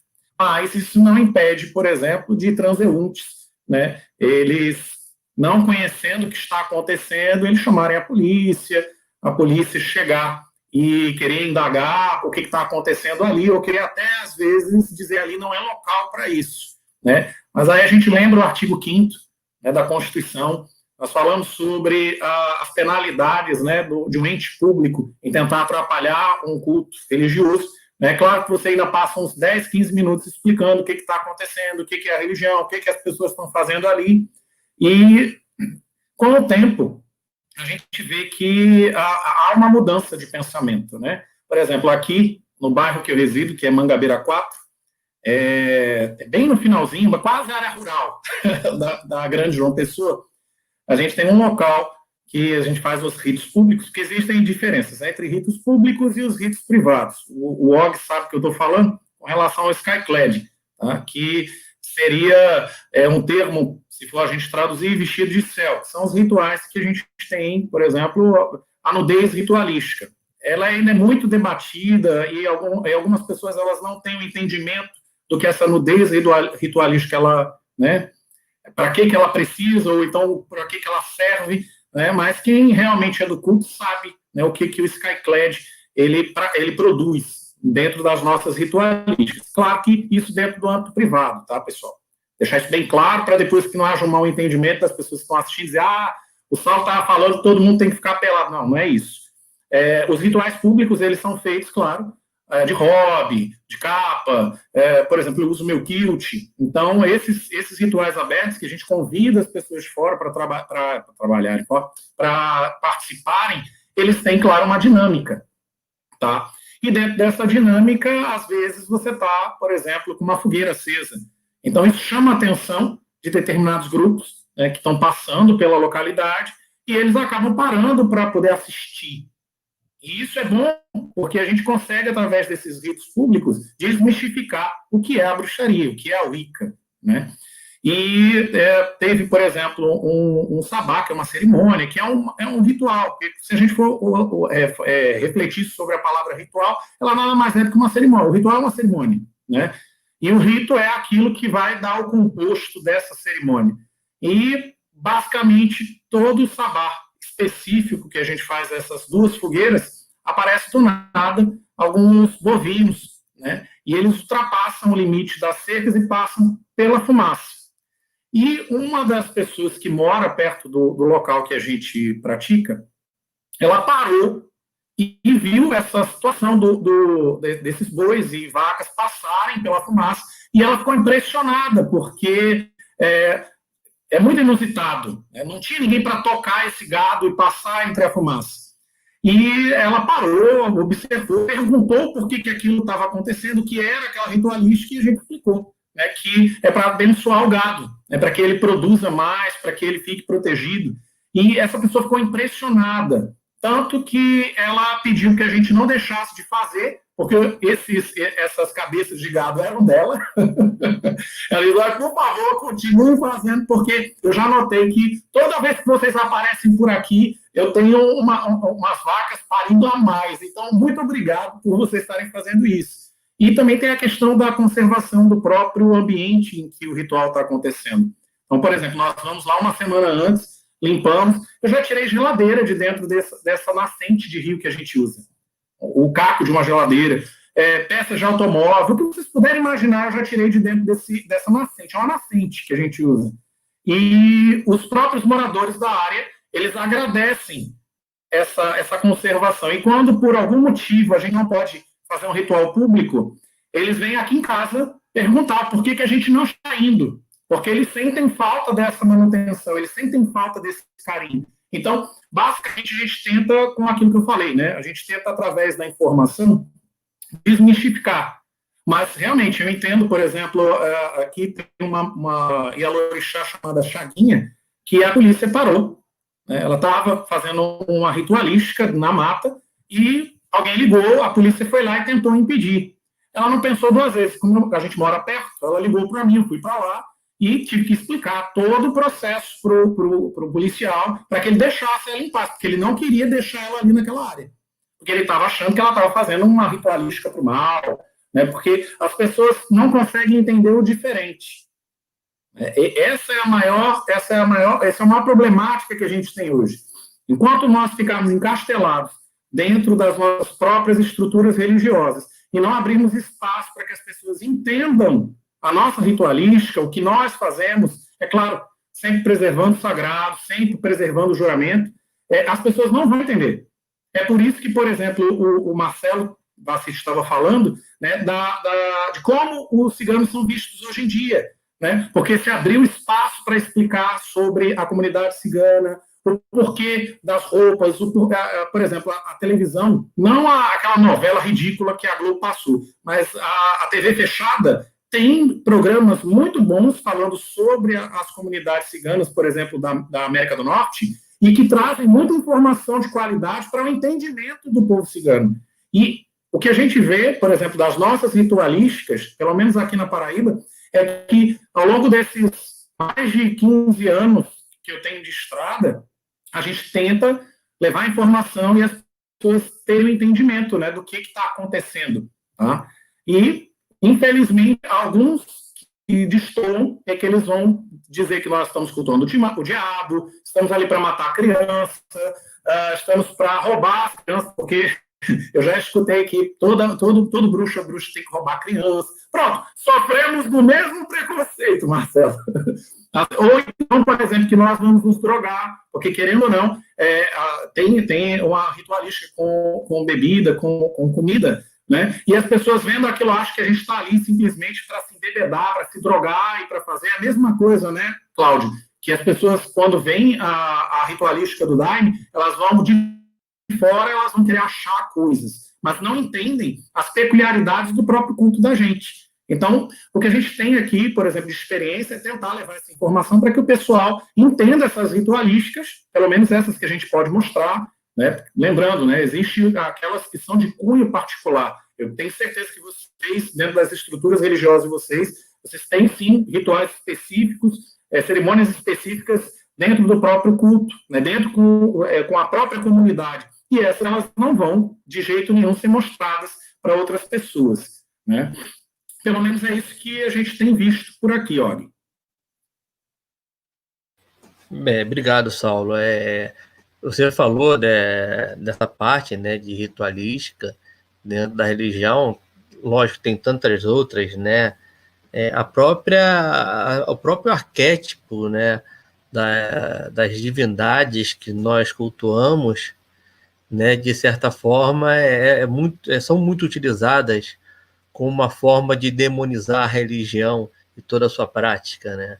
Isso a gente viu ao longo dos séculos acontecendo, não com a gente, mas com religiões voltadas nesse sentido, né? Religiões pagãs, aonde o chifre é o simbolismo do mal, né? Enfim, e é substituído pela auréola, né? Mas, enfim, né? Que é uma forma de uma representação do chifre também, né? Mas muito bom, Saulo, ver essa integração de vocês até com a própria comunidade local, né? E esse é o papel das religiões neopagãs, né? Agora eu gostaria de puxar, o Ismael está tentando retornar, né? A conexão dele caiu, tá tentando retornar. Eu gostaria de dar a voz agora para o Marcelo, porque tem muitas práticas ciganas que são realmente demonizadas, né? A própria quiromancia, há pouco tempo, né? O volta e meia, as quiromantes são obrigadas a sair dos parques, né? De certo que quem sofre mais são os andarilhos, né? Os nômades, justamente por não ter um local próprio e não poder fazer certas práticas mais reclusas, né? Acabam fazendo práticas mais abertas. Mas eu gostaria que o Marcelo pudesse já falar um pouco sobre, né, a eslava e outros, né, rituais que não são sagrados, mas não fazem parte de uma religião e sim de um contexto, né, etnocultural, né, Marcelo? Fala aí para a gente um pouco sobre isso, por favor. Sim, vamos lá. Bom, eu gostei um pouco do Saulo, que até ele enfatizou um pouquinho, né, realmente sobre o preconceito, né? O Estado é laico, nós temos o livre-arbítrio de escolher a religião que quer, nenhuma religião é melhor que outra, todas levam a Deus, né? Então, muito bem falado a palavra do Saulo, gostei muito. E outra que ele falou agora, que até me esqueci de falar da novela do Explorar de Coração, que na qual nós fizemos parte também da trilha sonora da novela, que ajudou a divulgar bastante, né, a cultura cigana, inclusive foi baseada na nossa família, né, uma coisinha lá, mas isso é para depois. Realmente, e sobre eu queria falar, como você falou, no Campo de Santana, muitas ciganas não podem exercer, né, a quiromancia, porque elas muitas vezes são expulsas. Ora, eu queria dizer que a quiromancia, a parte de fora, ela faz parte, como se fosse um psicólogo, ela é de utilidade pública. Tá? Quantas pessoas, às vezes, vai numa quiromancia ou fazer uma consulta, né, com alguma cigana, ou não, e está próximo a cometer um suicídio ou matar alguém que sofreu teve algum problema, não quero entrar mais em detalhes, mas isso aí muitas vezes, inclusive até minha avó, teve um caso que a pessoa queria matar outra, né? E ela, não, meu filho, não é assim, conversou bastante, essa pessoa mudou de ideia, graças a Deus, está aí, ó. Poderia estar mais um homicídio aí, uma pessoa matando, então é de utilidade, né? E agora vamos lá para o ritual. Bom, estávamos no início da conversa falando sobre o ritual da eslava, né? Justamente dos santos anos, no qual recebeu a graça. Então, nesse dia do cigano, como citei, no dia 27 no caso aí nós estamos já em setembro, né? Então, saber as etapas São Cosme e Damião.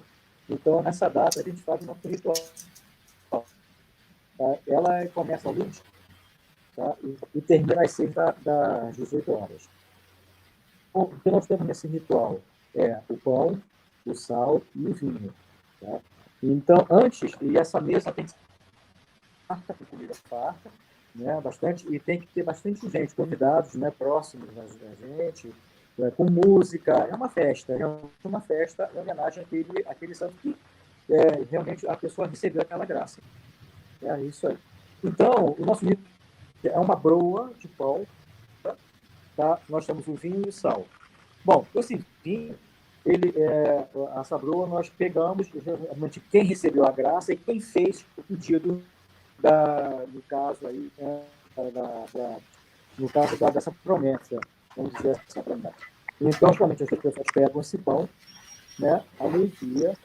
Esse pão, ele roda, nós rodamos o pão e falamos os dizeres em romanês, a língua cigana. Nós falamos e agradecemos aquele santo pela graça recebida e pedimos fartura, pedimos para abrir os caminhos, tudo que a gente quiser de bom, a gente pede ali, as pessoas pedem, e pedem para as pessoas que estão também em volta para receber também essa graça também, de fartura, de alegria, de felicidade, de amor, prosperidade. Então, nós rodamos e partimos esse pão em 4, em uma cruz. Então, primeiro nós partimos em 2, nós fazemos um furo primeiro, e em 4 furos. E nesse furo a gente põe o vinho. Muito bem, beijamos o vinho, um beijo do lado, um beijo do outro, roda, vinho, o outro do lado, e também beija o lugar onde botou o vinho. Depois a gente roda, parte ele. 2, nós partimos ele. Aquele dizem, né, assim, que quem ficar com a maior parte é que vai receber a graça também do pedido ali, do pão. E esse pão ele é oferecido às pessoas na festa que fazem o pedido antes de comer. A pessoa quer um pedaço do pão, faz o pedido, e depois sim, você tem a festa, e aí às 18 horas nós encerramos a festa. Também fazendo o ritual também. Né? A gente reza. Então, são os rituais ciganos, né? Tem o ritual também quando uma criança, o primeiro banho do bebê quando nasce. Justamente temos essa. Geralmente, a gente tem uma bacia banhada, folhada a ouro, esse não prata, tudo faz, essa bacia, e nós botamos a criança lá com pétala branca. Essa ela tem um simbolismo também de prosperidade, de amor, de alegria, né, de fartura. E também botamos uma moeda, uma libra esterlina, que for uma moeda nessa bacia.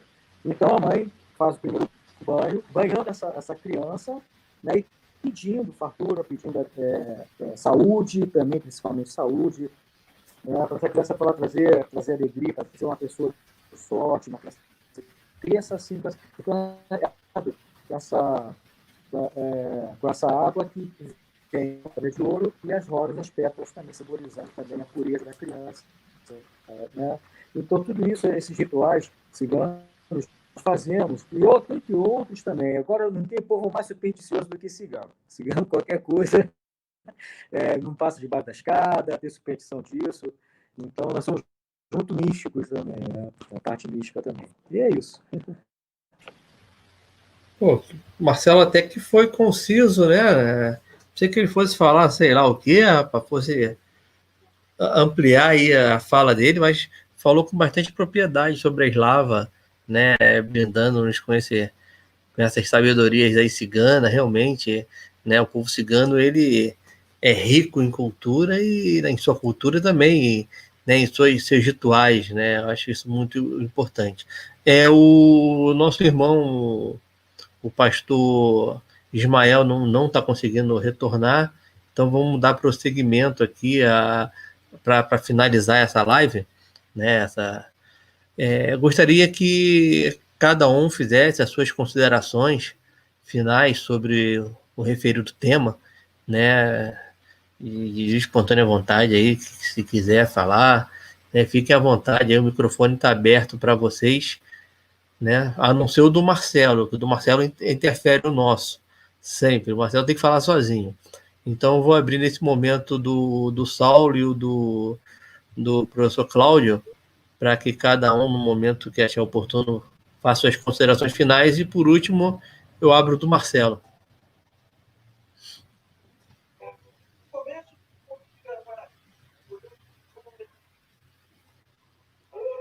Saulo? Cláudio, pode ficar à vontade, Cláudio. Pode falar você também. Obrigado, meu nobre. a perspectiva que a gente pode estar falando, né, para dar essa finalização para quem está assistindo a gente, é que conheça as outras expressões religiosas, as outras etnias.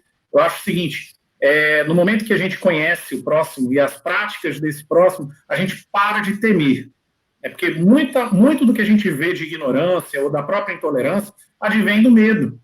Então, no momento em que você se abre para poder conhecer, e esse conhecer não é você ser maculado na sua fé, você ser pervertido, não. Meia hora conversando com o Cláudio, meia hora conversando com o Marcelo, eu tenho certeza que vocês conseguem ter um entendimento muito grande.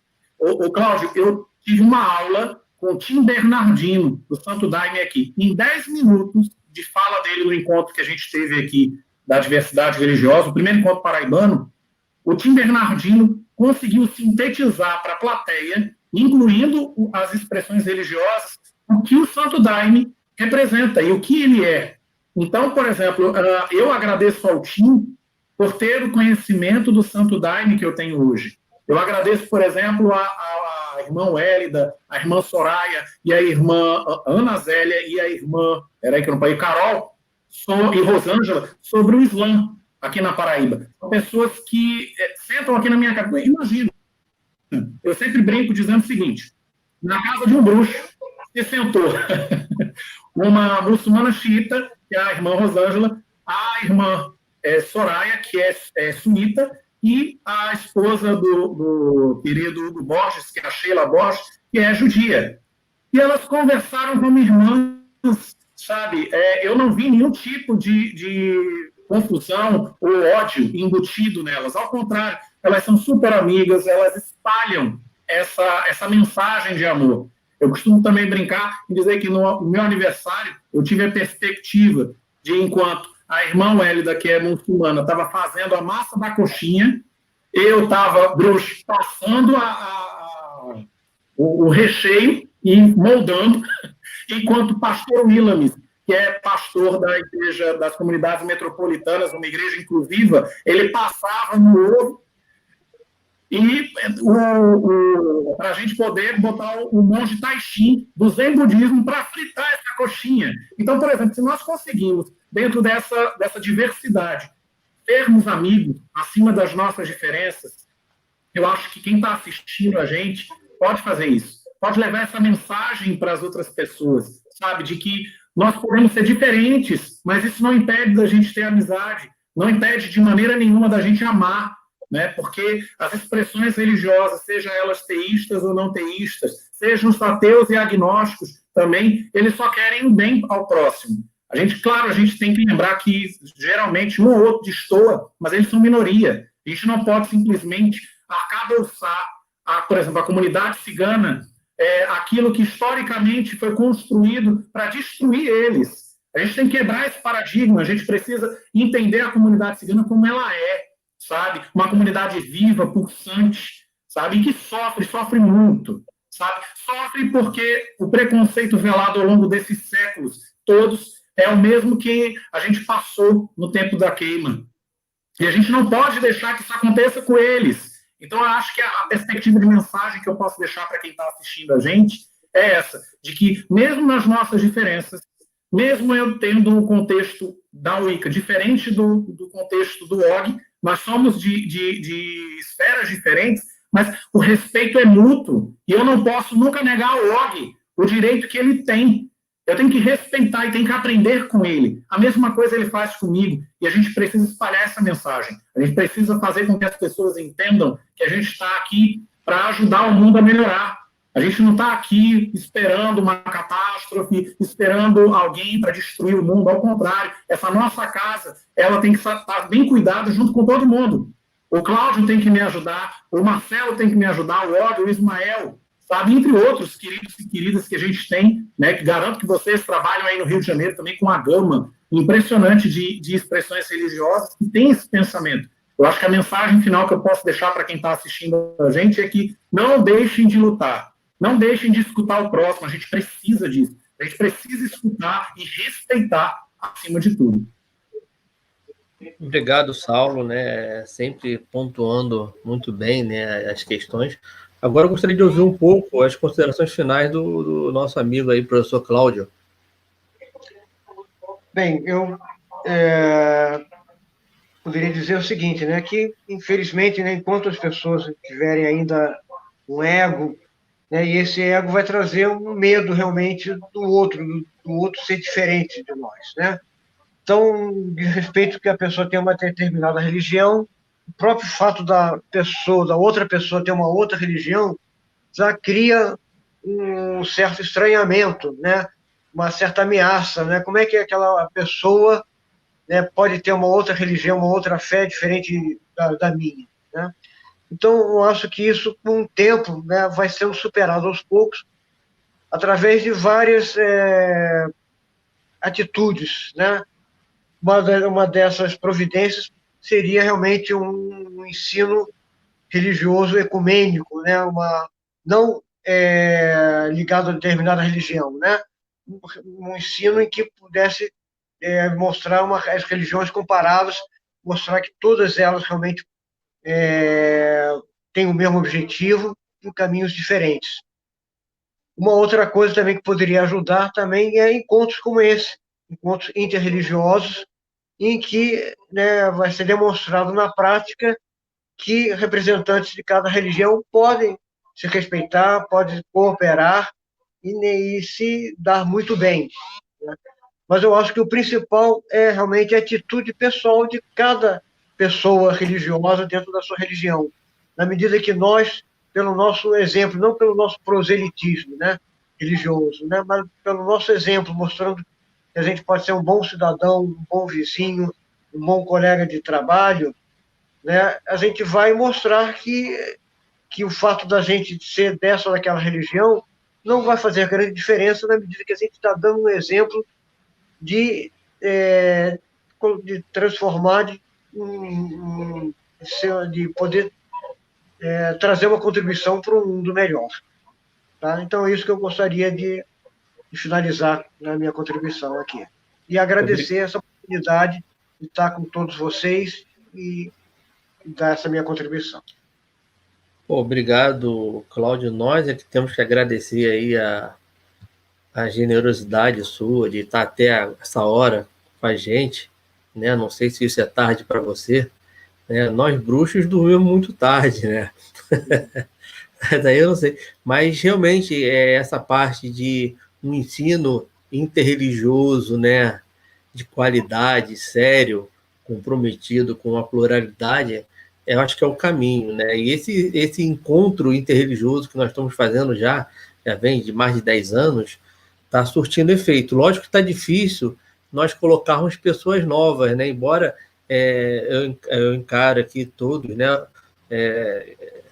Jovens, e o Cláudio também tem tentado buscar pessoas novas também para falar sobre o Santo Daime. Nem sempre a gente consegue renovar esse grupo. Parece que nós estamos falando sempre para nós mesmos, né?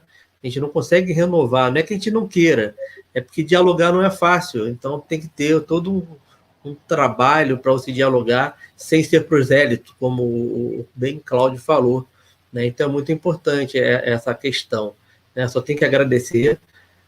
Gostaria de ouvir o Marcelo, né, as considerações finais dele sobre a mesa de hoje. Marcelo, por favor. Bom, primeiramente, parabenizar o Og por organizar aí esse evento aí, né? E esclarecer um pouco mais, né, sobre as religiões, sobre o aspecto de ritualismo e o preconceito que existe, né? Infelizmente, ainda essa é uma realidade, né, que as pessoas, pela falta de informação, né, porque ninguém é melhor que ninguém. Todos, o nosso sangue é vermelho, ninguém tem sangue azul, amarelo, o sangue é um só. Então, somos todos iguais, perante a Deus somos iguais. Então, ninguém é melhor que ninguém, né? Ninguém pode subjugar qualquer pessoa. Nós temos o livre-arbítrio, né, tanto de religião como de pensamento. Bom, eu gostaria de falar um pouquinho também sobre se permitir, ciganos também, né? Esclarecer um pouquinho o que é a cultura cigana, participação nossa, né? Que cigano também, nós somos brasileiros, atuamos em diversas áreas da sociedade, né? Invisíveis, às vezes, por vezes, autônomos na maioria, compra e venda, somos comerciantes, comerciantes desde do sul ao norte do Brasil. Tá? Brasil ao qual somos e fazemos parte, agentes históricos na formação e construção desta nação. Estamos nesse solo em comprovação histórica desde 1574, tá? Mas certamente viemos nas caravelas de Cabral, onde havia forjadores de metais, e ferreiros. Falar um pouquinho da OCB agora, um pouquinho. A OCB da Organização do Brasil tem como base a força ativa constante pelo respeito ao povo cigano, desconstruindo preconceitos, violência e insegurança, o ódio e, muitas vezes, por falta de conhecimento, educação e desrespeito, intolerância às diferenças. Né? Infelizmente, nas escolas não ensinam o mínimo sobre os ciganos. Nós somos presentes na história do Brasil desde aqui chegamos. Fazemos parte da miscigenação que é o Brasil. Nosso ativismo parte da proteção ao nosso povo e o esclarecimento que faça minimizar o preconceito e a intolerância, seja ela de qualquer forma, religiosa ou não, tolerância, que também atinge outros grupos de aspecto, e que só da educação, que eu gosto de frisar muito bem, se atinge o respeito e esclarecendo aqueles que, pela má informação, criam lendas e preconceitos prejudiciais ao bom relacionamento entre os povos. A segurança, a liberdade religiosa é direito de todos, é dever do Estado democrático. Somos trabalhadores e eleitores e cidadãos do Brasil. Então, meu querido, essa eu deixo para vocês. Muito obrigado. Obrigado, Marcelo. É importante essa fala, né? Por conta de tudo que o povo cigano, eu digo povo, né? Embora queiram tirar esse termo, né? É povo cigano, por que não? Né? Tem que tirar povo cigano, não, né? Mas é importante, então tá sendo. Não adianta falar, não, Marcelo, o seu áudio está fechado. É importante, né, essa fala. E eu gostaria que vocês soubessem que eu estou muito agradecido pela presença de todos, né, do professor Cláudio Miranda, do sumo sacerdote Saulo Gimenez, do meu compadre Marcelo Vassiti, né, e do meu grande amigo que acabou saindo, não conseguindo retornar, o pastor Ismael, né, são pessoas queridas, estão aqui não por serem pessoas próximas, também, né, mas pela capacidade que cada um tem de falar com propriedade dentro da temática e dentro da religião que vocês pertencem, não só da religião, no caso do Marcelo, da questão étnica, tá? Eu fico agradecido, tá, pela generosidade mais uma vez, não me canso de falar, tá? E é um prazer, tá, estar com vocês aí.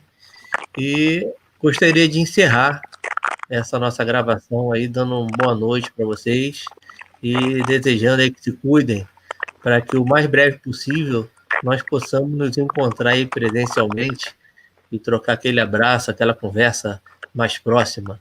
Tá? Muito obrigado aí para vocês, boa noite. Boa noite. Og, é boa para o Cláudio e para o Marcelo. A perspectiva do ensino religioso aqui na cidade é essa que vocês estão falando. A gente está trabalhando com professores de ensino religioso aqui da rede municipal da cidade de João Pessoa, da cidade de Bahia e futuramente Cabedelo, justamente essas perspectivas que vocês falaram aqui. O Og acompanha o trabalho que a gente tem, embora, né, o Og tenha ainda um certo comichão com relação ao ensino religioso, mas eles são embaixadores e embaixatrizes desse processo. Sabe? É através deles que a gente está trabalhando respeito à cultura cigana, falar sobre as religiões ayahuasqueiras, Então, por exemplo, eles estão conseguindo levar essa diversidade e falar sobre essas perspectivas, tanto étnicas quanto religiosas, para as crianças e adolescentes, né? Não posso esquecer, porque aqui é Fundamental 1 e Fundamental 2. Então, fica essa notícia boa para vocês, que ao contrário do Rio de Janeiro, aqui se preza pela laicidade do Estado, não o confessionalismo, não se é ensino de religião, é ensino religioso. A gente vai falar sobre temas transversais e falar sobre essa diversidade toda, falar sobre a história do povo cigano, falar sobre a história das religiões ayahuasqueiras, falar sobre os protestantes e o processo que eles tiveram de cisão e por que eles são diferentes, sabe, os neopentecostais e assim por diante. Então, queridos, fica aqui um abraço da Paraíba para vocês e podem ter certeza que vocês precisarem, e o que a gente precisar também de vocês, a gente entra em contato. Muito obrigado mesmo. Obrigado, Og. Muito obrigado mesmo. Eu que agradeço. E é importante frisar, né, nós tentamos colocar, colocar só pessoas que participam na caminhada, né, grupos e lideranças. Aí muitos podem perguntar por que o Saulo está aqui, né?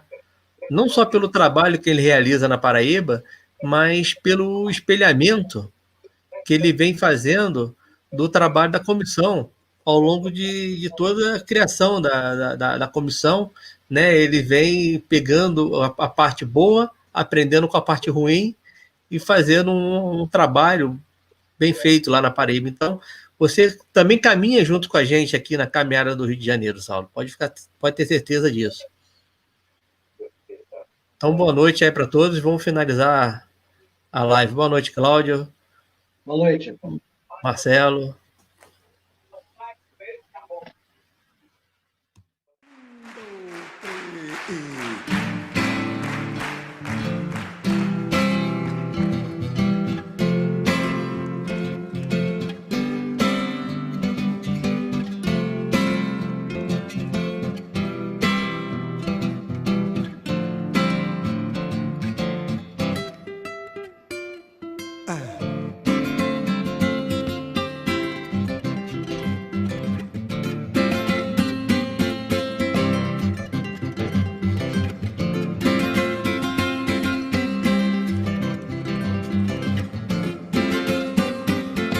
Andar com fé eu vou, que a fé não costuma falhar.